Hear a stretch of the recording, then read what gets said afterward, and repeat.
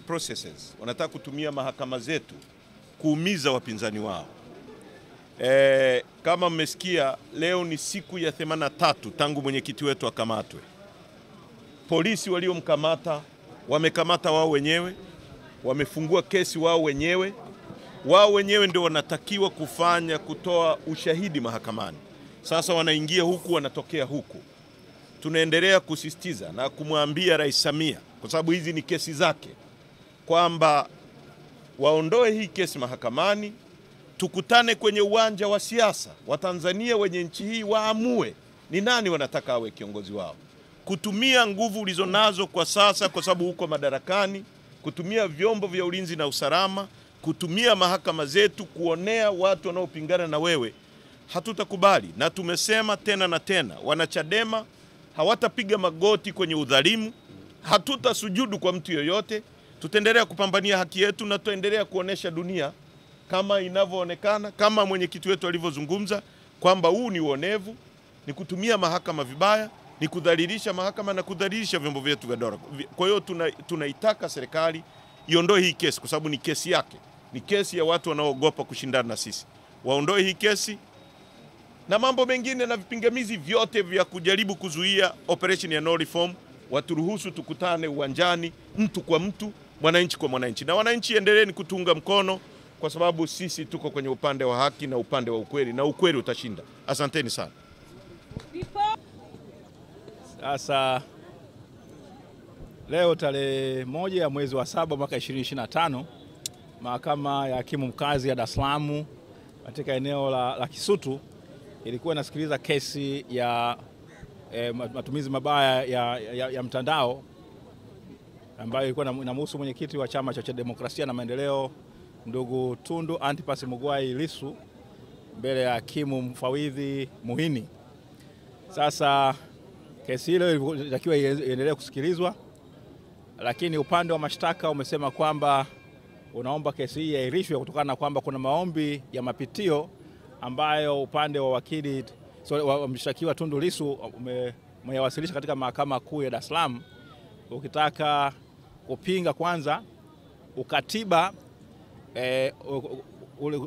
kufanya kurejewa kwa uamuzi wa mahakama hii ya hakimu mkazi wa Dar es Salaam ya kutopeleka faili la kesi hii katika mahakama kuu, ili uamuzi wake wa kutotoa uamuzi kuhusiana na maombi ya Tundu Antipas Lissu kwamba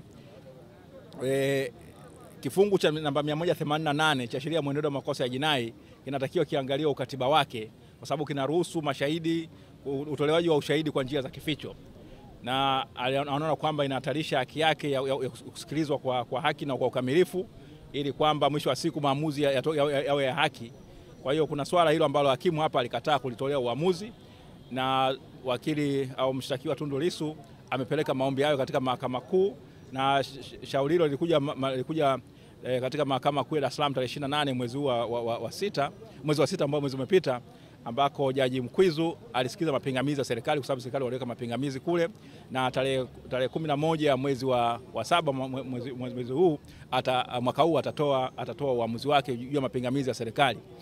Aidha, kuna kesi nyingine ya pili ambayo imepelekwa mahakamani, ambayo inapinga vile kutolewa kwa jinsi kile kiapo ambacho kiliwaruhusu yale maombi ambayo yaliruhusu serikali kuleta mashahidi wao kwa kificho, kwamba kwa kuyasoma tu, kwa sababu ilisikizwa upande mmoja, yanaonyesha kwamba hapa kuwepo na ushahidi au mazingira ya kutosha ya kumwezesha hakimu kuweza kufikia uamuzi ule aliofikia wa kuruhusu kutolewa ushahidi wa kificho kwa watu ambao sio maaskari.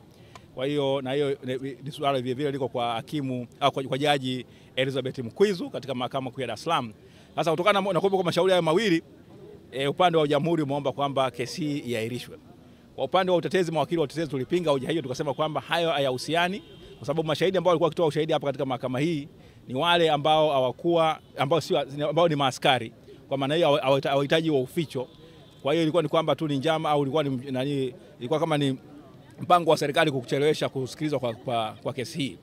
Lakini mwisho baada ya hizo hoja zote, hakimu amesema kwamba yeye anaamua kuahirisha shauri hili kwa tarehe ambayo itajulikana, ikisubiri kwamba maamuzi ya Mahakama Kuu katika mashauri mawili ya mapitio yaweze kutoka, na baada ya mapitio ya maamuzi hayo ya Mahakama Kuu kutoka kuhusiana na mambo mawili ambayo yamewasilishwa kwa niaba ya Tundu Antipas Lissu kule Mahakama Kuu, ndipo kesi itaweza kujulikana kwamba itakuja lini. Kwa hiyo kwa hii kesi ya mambo ya uchochezi ya sheria za mitandao kwa hapa Kisutu imeahirishwa mpaka tarehe itakapotajwa tena na mahakama baada ya maamuzi ya Mahakama Kuu kuwa yametoka. Asanteni.